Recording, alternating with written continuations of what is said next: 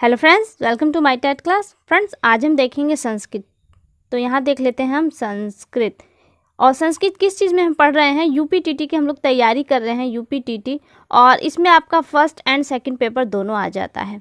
तो आइए स्टार्ट करते हैं, देखते हैं हमें इसमें क्या पढ़ना है। हमें इस आज के टॉपिक में पढ़ना है अव्यय।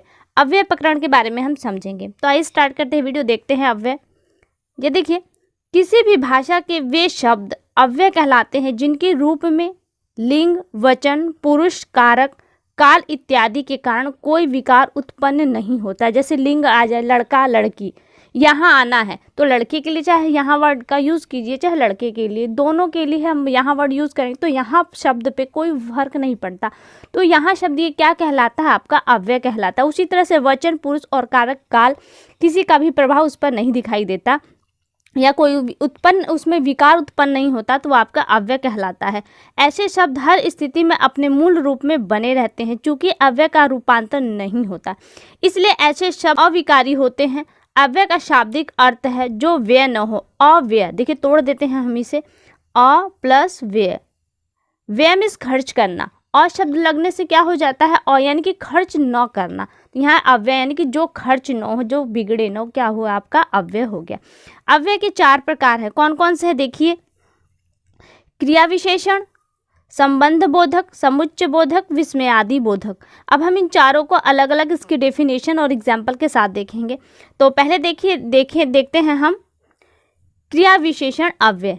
इसकी डेफिनेशन को देख लें। क्रिया विशेषण, जो क्रिया विशेषण में जो शब्द क्रिया के काल, स्थान, रीति, परिमाण, काल में समय, स्थान में से जानते हैं, रीति में नियम, परिणाम में मात्रा, जिसे वजन के रूप में या कुछ की मात्रा में हम दिखाएं, बताएं, और उनमें उनके योग से प्रश्न किए जाएं, क्रिया विशेषण या अव्यय कहलाते हैं।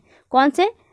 क्रिया विशेषण अव्यय वो कहलाते हैं। जैसे अब देखिए, हमने यहाँ पे दिया काल, स्थान, रीति और परिमाण। इन चारों के एग्जाम्पल अलग अलग देखते हैं। हमने यहाँ पे लिया है कालवाचक अव्यय। काल यानी कि समयवाचक। यदा, जब का प्रयोग कब होगा? जब वक्त की कोई बात आ जाए। आगे दिया है कदा। कदा मीन्स कब, अधुना मीन्स आजकल, प्रातः मीन्स सुबह, परस्व मीन्स परसों, और स्व मीन्स होता है आज। तो कहने का तात्पर्य कि देखने यहाँ पे जो भी वर्ड आया है वो समय के अकॉर्डिंग समझ में आ रहा है कि समय के हिसाब से इसका प्रयोग किया गया है। अब देखिए आगे है स्थानवाचक पे, समझ लेते हैं। अत्र मिस होता है यहाँ, तत्र मिस होता है वहाँ, कुत्र मिस होता है कहाँ। ये ऐसे वर्ड है जिनमें पुरुष, जाति, स्थान आदि चेंज होने पर भी इनमें कोई परिवर्तन नहीं दिखाई देता। लड़के के लिए भी कहेंगे तुम यहाँ आओ, लड़की के लिए भी कहेंगे तुम यहाँ आओ। तो यानी कि यहाँ या वहाँ, कहाँ वर्ड ऐसे हैं जिन पे कोई प्रभाव नहीं पड़ता। स्थानवाचक देख लिया, सर्वत्र मिस जगह आ गया, सब जगह। अब देखिए रीतिवाचक। रीतिवाचक अव्यय कौन कौन से हैं? शीघ्रम मिस जल्दी, शनै मिस धीरे, सहसा मिस अचानक, इत्यम मिस इस प्रकार। ये क्या है? रीतिवाचक शब्द है। आगे आपका आ जाता है परिमाणवाचक, परिणाम, जिसमें हमने मात्रा के बारे में बात की। किंचित मिस होता है थोड़ा, यावत जितना, दावत उतना, नाना मिस अनेक। ये क्या है? परिमाणवाचक। इनमें किसी मात्रा को बताया जा रहा संकेत के रूप में कि कौन कितना कैसे है। अगला है प्रश्न। देखिए प्रश्नवाचक हमने ऊपर नहीं पढ़ा था, लेकिन डेफिनेशन में दिया कि ऐसे शब्द जुड़कर प्रश्नवाचक वाक्य निर्माण करते हैं। तो प्रश्नवाचक शब्द भी इनमें कहीं ना कहीं अव्यय कहलाएंगे। जैसे कुतः मिस कहाँ, तुम कहाँ जाते हो, तो कुतः चाहे लड़की हो चाहे लड़का, दोनों के लिए कुतः वर्ड ही यूज होगा। कदा कब, कुत्र कहाँ, कथम कैसे। ये हमारा हो गया क्रिया विशेषण अव्यय। अब देखिए दूसरा हम देख लेते हैं। दूसरा हमने लिया है संबंध बोधक अव्यय। संबंध यानी कि दो चीजों के बीच में संबंध दिखाया जा रहा है। कहाँ संबंध दिखाया जा रहा है इसे भी देख लेते हैं। जो शब्द वाक्य के अंतर्गत शब्दों के परस्पर संबंध, किसके? शब्दों के परस्पर संबंध भाव को दर्शाते हैं, संबंध बोधक अव्यय कहलाते हैं। जैसे यावत, जब तक 9 नहीं बजेंगे तब तक तुमको पढ़ना है। तो जब तक 9 नहीं बजेंगे एक वाक्य होगा, तुम पढ़ोगे ये एक वाक्य होगा। दोनों को जोड़ दिया गया यहाँ पे। कैसे? यावत और तावत के माध्यम से। युगपत मिस होता है एक साथ, वह प्रत्युत यानी कि उल्टे शब्द। अब देखिए आगे देख लेते हैं। आगे दिया है समुच्चय बोधक अव्यय।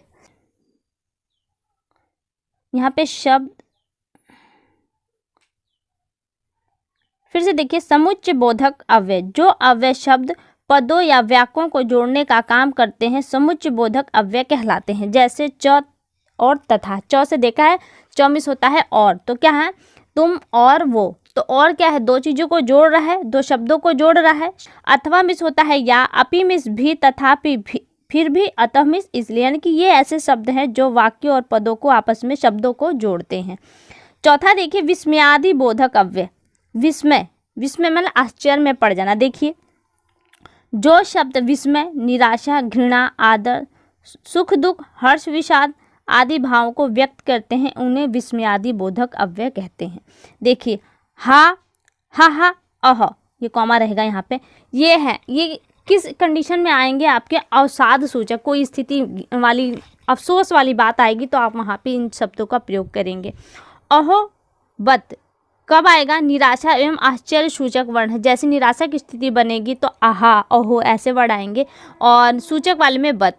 आगे है अरे, रे, अनादर सामान्य सूचक संबोधक के रूप में आएगा। वहीं पे हा, हंत या धिक घृणा बोधक शब्द आपके हैं। और ये सारे शब्द देखिए अव्यय हैं। अव्यय फिर से समझ लीजिए, अव्यय वो शब्द होते हैं जो लिंग, वचन, पुरुष के चेंज होने पर भी अपने में कोई परिवर्तन नहीं लाते, वो आपके अव्यय कहलाते हैं। यहाँ पे देखिए लास्ट लाइन है, नोट पॉइंट के रूप में है।